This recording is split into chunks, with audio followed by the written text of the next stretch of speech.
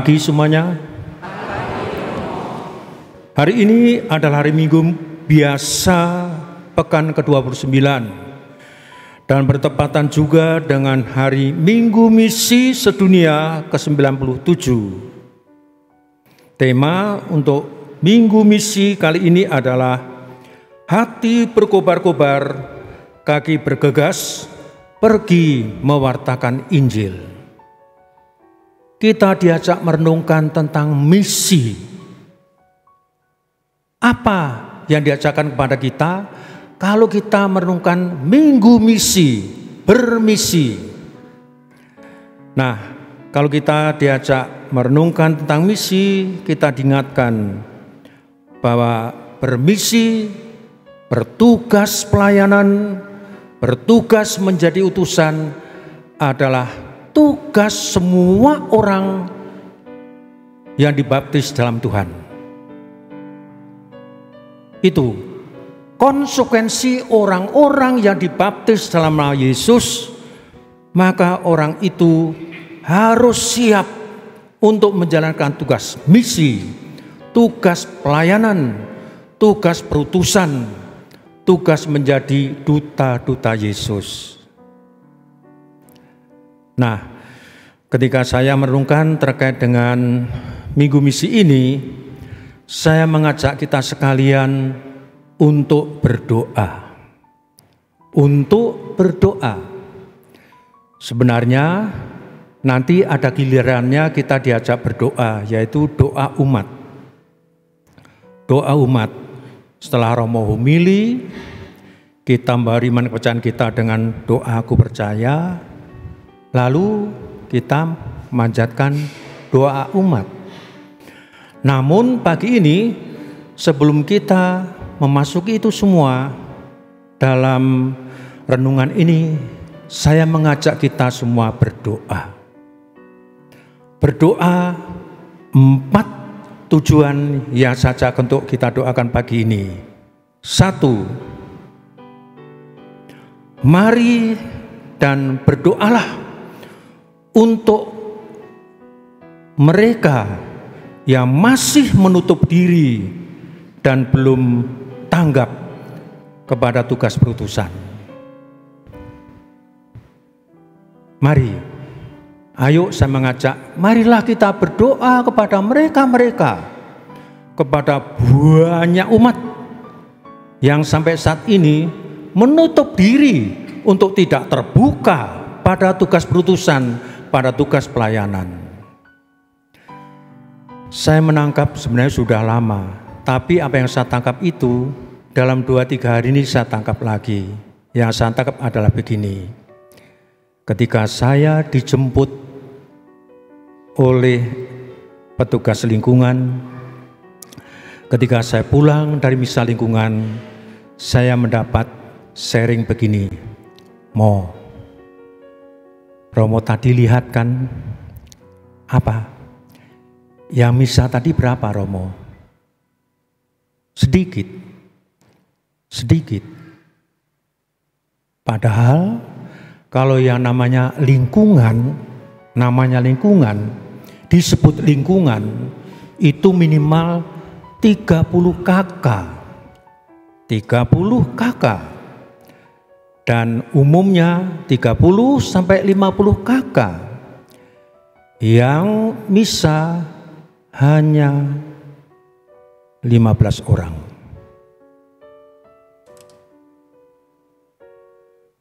Misa lingkungan hanya 15 orang. Kalau ada APP paling 10 orang. Kalau ada rosario lumayan Romo 20 orang. Kalau ada piknik atau ziarah 300 orang.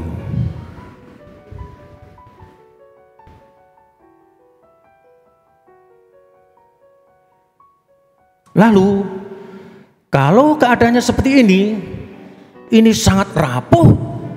Bagaimana membangun suatu komunitas, suatu jemaat yang dalam lingkungan itu ada 30 atau 50 kakak, tapi yang muncul bahkan mungkin terpanggil, aku mau bermisi menjadi pengurus lingkungan dan menguatkan iman umatku. Hanya berapa orang? Mari kita rendah hati dan mengakui, Romo, lingkungan kami harus bertobat. Ya, jadi kata temanku yang sambil ngobrol saya diantar jemput itu mengatakan, Romo tadi lihat sendiri kan, yang misalnya segitu, tapi kalau diajak ziarah, piknik, banyak Romo. Bisa berkonvoi-konvoi kendaraannya. Artinya, sikap terbuka hati untuk tugas pelayanan, perutusan masih sangat kurang. Maka kita diingatkan pada ayat dari Injil yang berbunyi, tuaian memang banyak, tetapi penuainya sedikit. Umatnya banyak, tapi yang terpanggil untuk bagaimana membangun umat, ya itu-itu saja.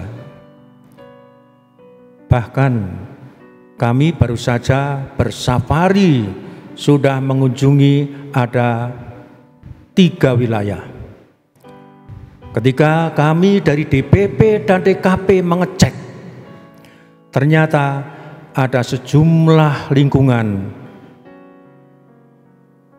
tidak punya pengurus. Adanya hanya ketua. Kalau sebuah lingkungan pengurusnya nggak ada, mari kita simpulkan, domba-dombanya kurus, domba-dombanya terlantar, domba-dombanya tak terpelihara.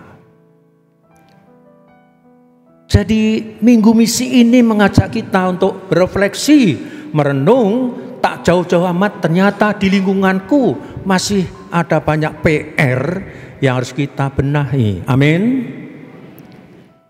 Tanggung jawab kita bersama.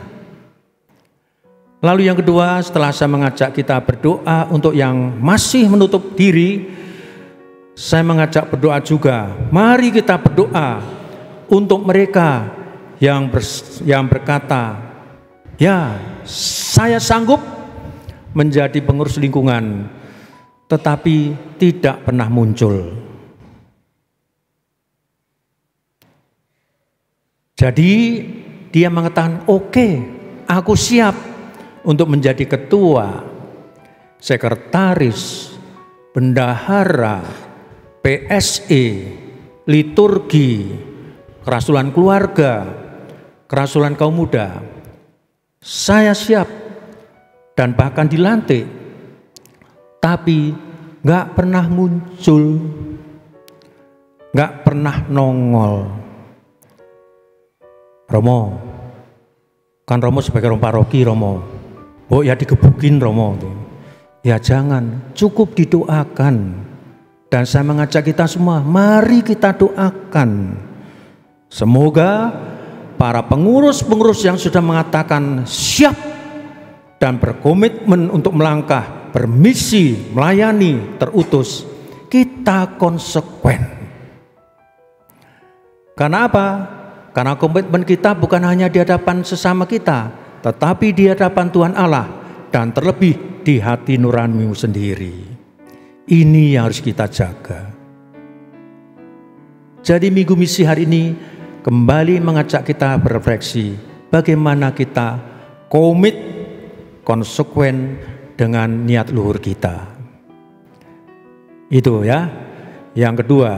Yang ketiga, ajakan doa saya adalah mari kita berdoa untuk mereka yang bertugas berat. Untuk mereka yang bertugas berat di pelosok-pelosok pedalaman, yang tugasnya adalah mewartakan Injil Tuhan. Mereka adalah para imam, para bruder, para suster, para bapak katekis, para ibu katekis yang menerobos pedalaman-pedalaman hutan, yang mengenalkan Yesus kepada umat pedalaman. Mari kita doakan mereka, supaya mereka akhirnya sebanyak mungkin orang diselamatkan melalui karya penebusan Tuhan Yesus. Amin. Banyak imam, bruder, suster, bapak, ibu, aktivis pedalaman yang harus kita dukung dengan doa-doa kita. Mereka kerja keras, mereka harus masuk pedalaman dengan tantangan-tantangan alami yang tidak mudah, dengan jarak yang berjauhan, bahkan kadang belum ada listrik, belum ada sinyal telekomunikasi, dan lain-lain. Kita doakan untuk karya perluasan bagaimana Yesus dan warta Injil disampaikan. Romo-romo kita di Kesupan Bogor diutus juga ke daerah misi. Ada yang pernah tugas di Nias dari Bogor ini, ada yang di Nias, ada yang di pedalaman Kesupan Palembang, ada yang sekarang masih aktif di Tanjung Selor, Kalimantan, ada yang di Ketapang, Kalimantan, ada yang Banjarmasin, lalu juga ada yang pernah melayani untuk Papua. Bahkan terakhir kita sendiri mendengar Romo Alphonse Sombolinggi diminta oleh Kepausan untuk menjadi wakil rektor di Vatikan. Kita doakan mereka. Tidak mudah untuk menjadi utusan-utusan, misionaris-misionaris, pelayanan. Dan kita bisa berkontribusi sebanyak mungkin manakala kita mendoakan mereka yang ada di jauh sana. Dan yang terakhir adalah mari kita berdoa untuk sebanyak mungkin orang siap untuk menjadi donatur-donatur karya misi. Karya misi sangat memerlukan dana. Sangat memerlukan dana. Pernah waktu Romo Jonet tugas di Akad Asmat, dia datang ke sini. Cerita apa tentang itu kepada kita? Sekarang sih agak lumayan. Dalam artian dulu namanya solar atau premium mahal sekali di Papua. Sekarang harga di sana dan di sini sama. Tapi tetap perlu dukungan untuk bahan bakar ketika mereka harus naik motor boot atau naik motor trail. Romo-romo kendaraannya itu menerobos ke pedalaman hutan, perlu dukungan finansial. Supaya apa? Supaya warta Injil sebanyak mungkin ditangkap orang dan sebanyak mungkin mereka diselamatkan. Amin. Ini yang diajakkan. Maka kalau tadi kita mendengar apa yang menjadi hak Allah, berikanlah kepada Allah, dan apa yang menjadi hak Kaisar, berikanlah kepada Kaisar.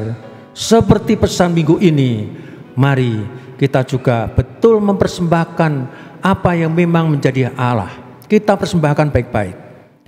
Lalu apa yang harus kita persembahkan kepada pejabat pemerintahan dan untuk mengurus dunia ini, kita juga harus memberikannya. Dan tidak harus berkecil hati, Bapak Paus Fransiskus mengajak, mari untuk tetap hidup dan aktif dalam permisi. Kita mencontoh dua murid dalam perjalanan Emmaus. Hati mereka berkobar-kobar, mereka bergegas mewartakan Injil bagi keselamatan banyak orang. Tuhan memberkati. Mari